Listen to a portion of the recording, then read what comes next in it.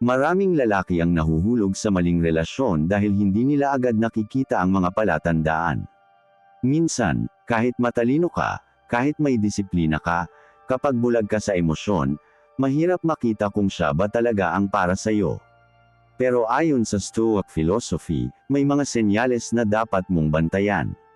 Sa video na ito, pag-uusapan natin ang top 5 signs na hindi siya ang the one para sa'yo at paano mo ito haharapin gamit ang Stoicism. Unang senyales, wala siyang respeto sa'yo.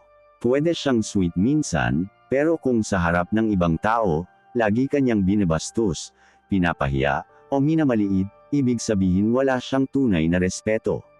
Sabi ni Marcus Aurelius, waste no more time arguing what a good man should be. B1. Ang ibig sabihin, hindi mo kailangang pilitin ang respeto. Kung ikaw ay disiplinado at matatag, makikita at mararamdaman ito ng tao. Pero kung kahit anong gawin mo, wala pa rin siyang respeto, huwag mong hayaan na sirain nito ang dignidad mo. Ang Stoic man ay hindi nagpapasakal sa babae na hindi kayang magbigay ng respeto. Pangalawang senyales, laro at sobra-sobrang tests.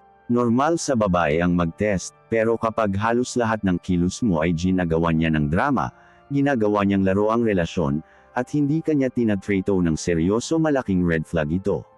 Seneca once said, "Life is very short and anxious for those who forget the past, neglect the present, and fear the future."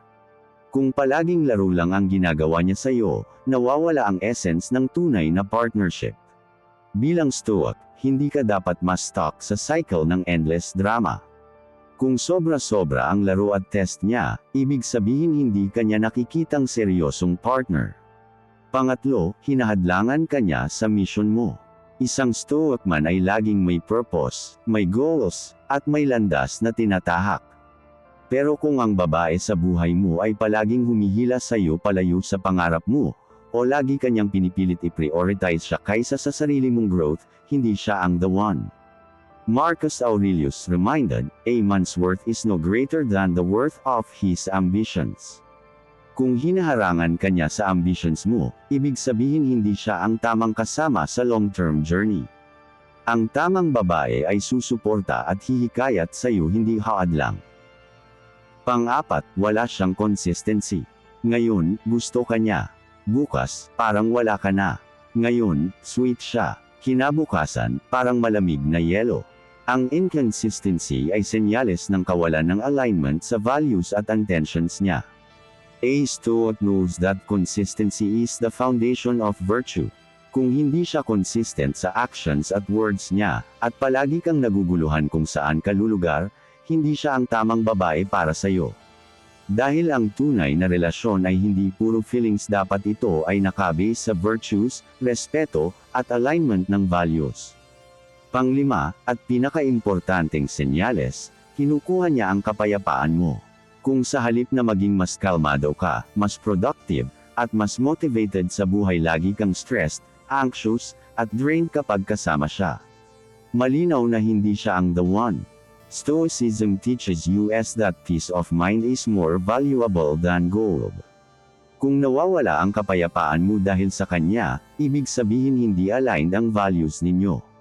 Ang tamang babae ay hindi perfect, pero siya ay magiging kakampi sa kalmado at mapayapang buhay na tinatayo mo. So, recap, eto ang top 5 signs na hindi siya ang the one para sa'yo. Walang respeto, puro laro at test. Hinahadlangan ang mission mo, hindi consistent, kinukuha ang kapayapaan mo. Kung isa o dalawa lang dito ay minsan lumalabas, pwede pa itong ayusin. Pero kung halos lahat ay nandito, kailangan mong maging stoic enough na umamin sa sarili mo hindi siya ang tamang babae para sa'yo. Ang stoic man ay hindi dumedepende sa emosyon ng ibang tao para maging masaya. Hawak niya ang sarili niyang landas, values, at kalmado. At sa huli, mas pipiliin niyang mawala ang isang tao kaysa mawala ang kanyang kapayapaan at dignidad. Kung nagustuhan mo ang video na ito, huwag kalimutang i-like, i-share, at mag-subscribe para sa mas marami pang Stoic lessons na magtuturo sa iyo ng self-mastery, discipline, at wisdom sa buhay at sa relasyon.